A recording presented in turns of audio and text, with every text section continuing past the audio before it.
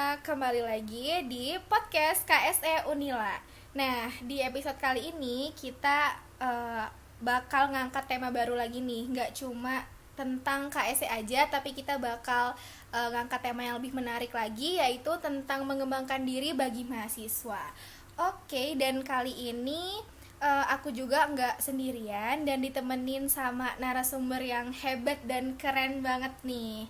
Oke, mungkin aku kenalin nanti karena mau ngucapin dulu minal aizin wal faizin, mohon maaf lahir dan batin untuk semua sahabat Beswaners dimanapun kalian berada. Oke, semoga puasa kemarin diterima dan juga lebih berkah untuk selanjutnya. Nah, selanjutnya nih kita bakal kenalin dulu narasumber kita yang keren dan hebat banget. Beliau baru saja lulus dari S1 Pendidikan Dokter.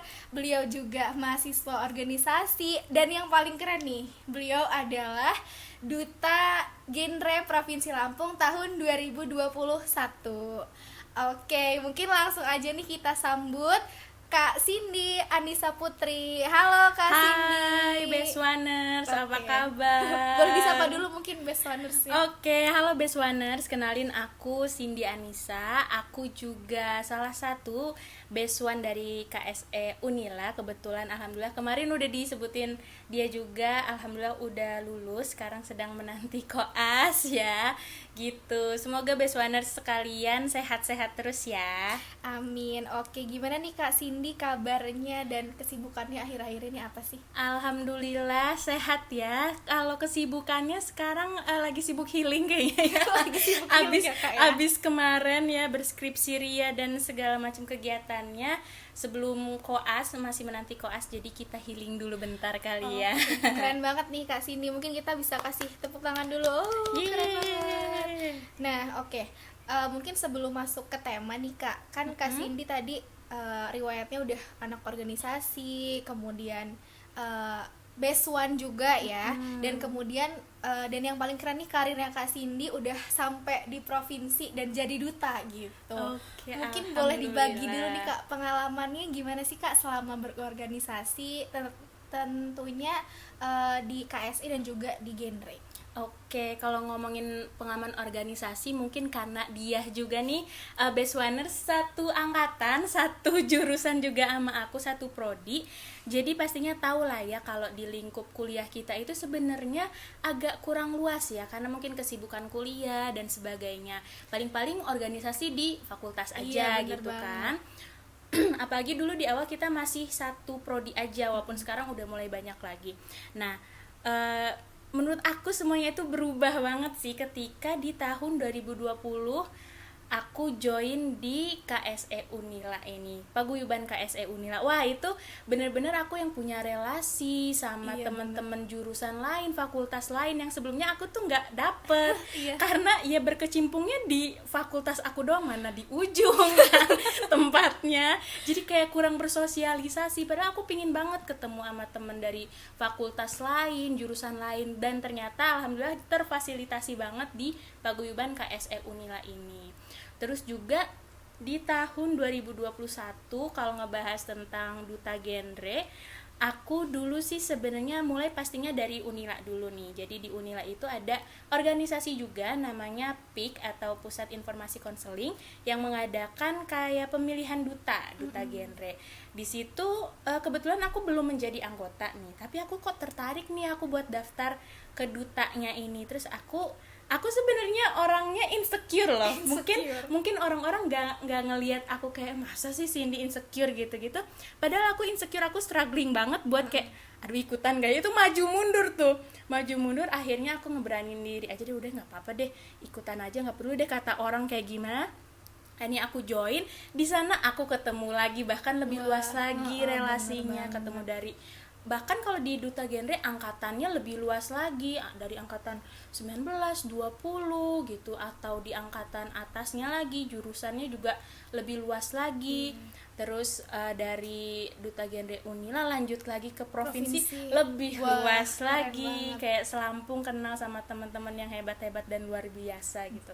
Jadi menurut aku ya sesuai dengan slogan KSE juga ya, ada networking. Itu networking penting banget sih apalagi untuk mahasiswa gitu. Dan sekarang kita lagi nerapin yang sharing ya Kak sharing, ya. Sharing betul, untuk developing. Jadi sharing, networking, developing. Oke.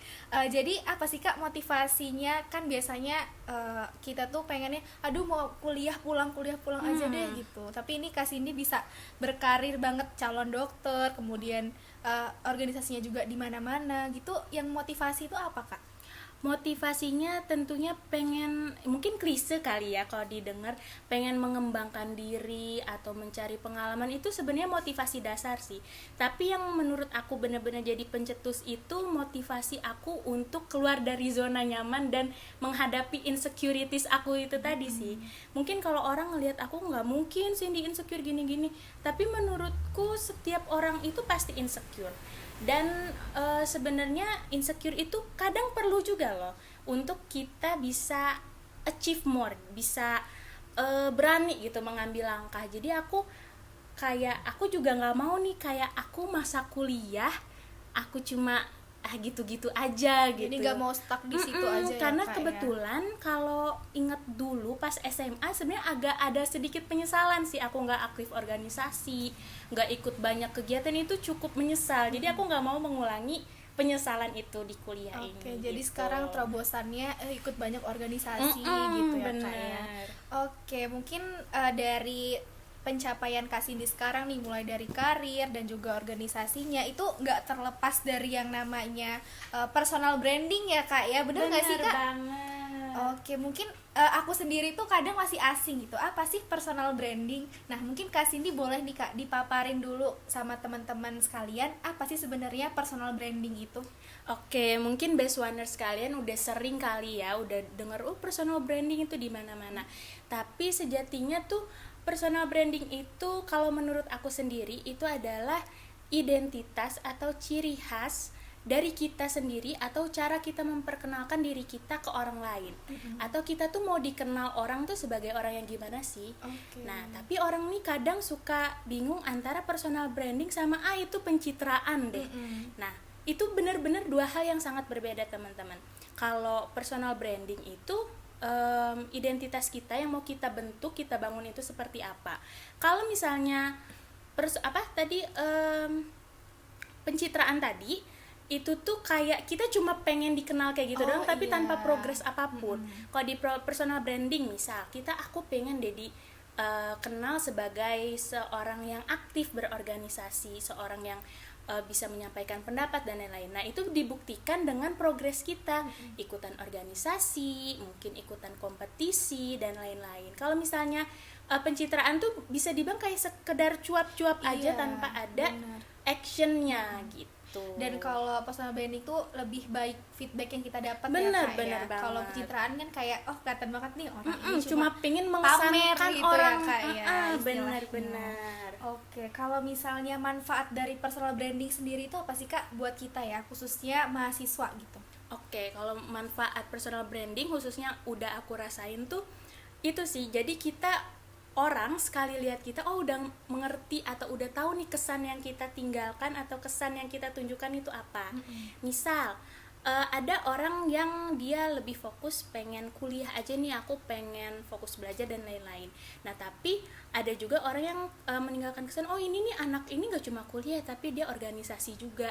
Jadi akan lebih mudah orang untuk mengenali kita dan akan lebih mudah orang untuk menghubungi kita gitu loh. Contoh kalau misalnya nanti kita udah kerja, dia nih aktif banget, dia dulu best one dan lain-lain. Itu lebih gampang orang buat ngenalinnya dan lebih gampang untuk kita ngenalin ke orang lain kita itu siapa sih gitu sih. Oke, jadi kalau personal branding ini sebenarnya cara ngebangunnya bagusnya tuh dari awal apa dari tengah-tengah aja Kak? Oke, kalau personal branding tuh menurut aku nggak ada kata terlambat sih kita mau membangun personal branding. Tapi yang pertama harus diketahui itu tadi tujuan atau goals kita itu pengen seperti apa sih dikenal orang. Kita fokusnya di mana sih gitu.